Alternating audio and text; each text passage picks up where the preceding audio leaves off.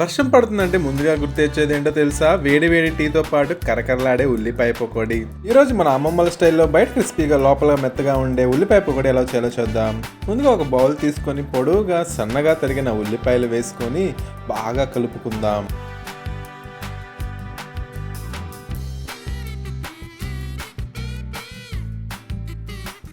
ఇప్పుడు అందులో ఒక స్పూన్ ఉప్పు వేసి మరో 2 నిమిషాలు చేతితో బాగా కలుపుకుందాం.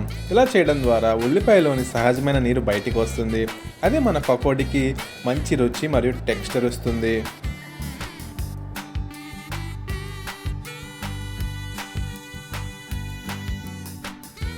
ఇప్పుడు సన్నగా తరిగిన పచ్చిమిర్చి వేసుకుందాం.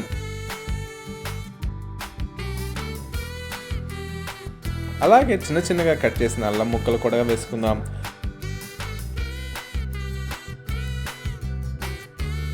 కొద్దిగా కొత్తిమీర వేసుకుందాం. ఇంకొంచెం కరివేపాకు కూడా వేసుకొని మరోసారి బాగా కలుపుకుందాం. ఈ స్టేజ్లోనే పకోడీకి మంచి ఫ్లేవర్ వస్తుంది.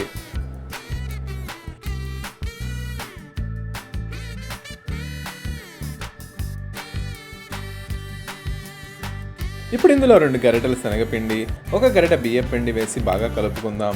బియ్యం పిండి వల్ల పకోడీ బయట చాలా కరకరలాడుతూ వస్తుంది.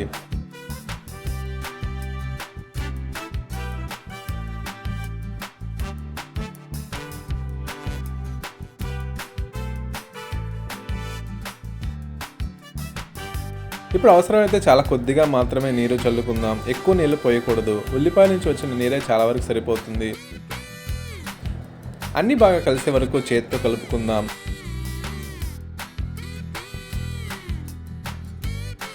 చివరిగా కొద్దిగా జీలకర్ర వేసి మరొకసారి కలుపుకుందాం. అంతే, మన పకోడీ మిశ్రమం రెడీ.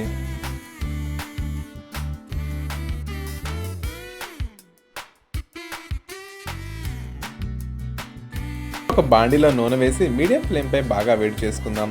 నూనె వేడెక్కిన తర్వాత ఈ మిశ్రమాన్ని చేతితో చిన్న చిన్న పకోడీలా వదులుతూ నూనెలో వేసుకుందాం.